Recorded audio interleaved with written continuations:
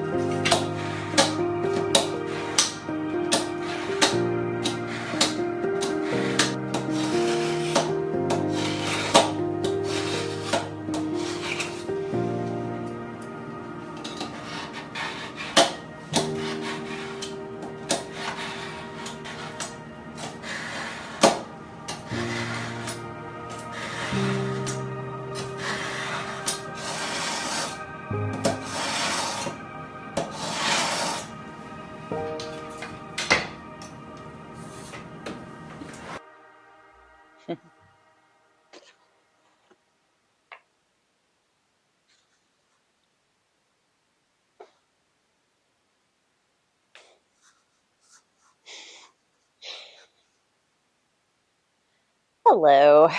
I am working on my nails. I'm stripping off the oil first with rubbing alcohol so the polish sticks better and lasts longer. Um, and then I'm going to do my base coat. But I thought I'd just give you a little story time while I'm working on this. So this morning was rather interesting. I finished filming and went to clock into work, and none of my stuff was working. It said there was a communications error, and that happens from time to time, but usually we get an email and a text message notification if things are down, and I didn't get that. And as I was investigating it, I discovered that my Wi-Fi router was showing that it wasn't connected to the internet. So I checked, and my internet service provider was fine. There was nothing going on there. I did all of the resets and the troubleshooting and everything. And I ended up having to go, I bought a new Ethernet cable because just in case that was bad. And then I also went ahead and bought a new router. And I ended up having to replace the router. And it kind of stinks because the router that I had, I've only had for about 6 months, and it was a TP link. I feel like I'm giving you guys all the plugs on stuff not to do or not to buy here lately. But when I went to pull it up in the app, it was completely gone. I went to find the registration, and it showed where I had the device in there, but whenever I did the product registration, it was never registered. It never existed. And of course, the receipt for it is long gone. So warranty stuff out the window. And then I tried customer service, basically not existent with that company. They didn't even have an ability to call them on their website. I had to Google a customer service number. And then of course, when I called that number, you just get set on hold forever. So, and then even the troubleshooting was not, it wasn't super difficult, but it wasn't user friendly either. And I was like, okay, I don't have time to deal with this. I've got to get to work. I'm just going to go buy a new gosh dang router, which, I bought the Ethernet cable, like I said, at the same time, just in case maybe it was the Ethernet cable. So anyway, I came home and set up the new router. I got a Netgear router this time because my experience with just the troubleshooting and the customer service with TP-Link, I was like, I'm not doing that again. And it was so much simpler through Netgear, so stinking much simpler. And honestly, the router, it probably wasn't shot. If I could have gotten a hold of somebody, I'm sure I could have gotten it up and running again. But it's super sensitive because I've noticed that anytime, if your power goes out or whatever, you have to reset things like I sometimes do for work. Because if my phone goes down, I have to reset both my internet and one of the things that connects my network to the bank. And every time I do that, the Wi-Fi router acts like it doesn't want to come back online. It kind of struggles. So anyhow, moral of the story is I am not buying TP-Link's products anymore. But I'm also a little nervous because, they say how bad things happen in threes. Because of course I was not planning on spending $177 on a new router this morning.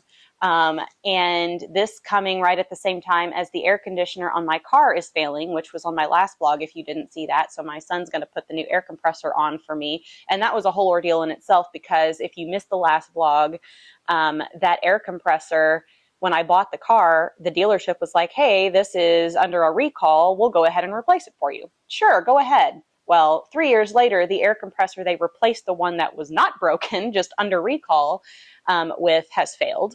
And it only had a 1-year warranty. So basically, you're just kind of stuck doing it yourself. Or, I could pay $1,800 for them to do it, but I'm not about to. So I'm going to pay my son a couple $100 because he's working on his auto tech cert. He's been working on motors forever. So anyway, he's going to do that this week. But, that's going to be between paying him and buying the compressor about a $600 bill. And then this happened. And I'm just like, I know how things are with me. And it's never one of those deals where it comes in threes. For me, it's just constant stuff like this that just happens back to back to back to back to back for months. So now I'm sitting here going, oh boy, it's been a couple of years since this happened. And it happened for a solid year straight. I couldn't even tell you how many thousands of dollars I was out like that just because stupid stuff. There was a car repair, the control arms on my car were bad and had to be replaced. I had to get new tires because I had tread separation on one of them. My water heater went out. My dishwasher went out. There was just constant stuff like that was happening for a year straight. And everything's been good for a while. And now this is 2 things in a week. So I'm going, oh boy, please tell me, fingers crossed that it's just going to be these 2 and we're done. And this isn't going to be the startup of another months long thing of just constant crap happening. But Anyway, fingers are crossed. Cross them for me while you're at it, and I'm going to go grab my polish and get my fingers and toes done.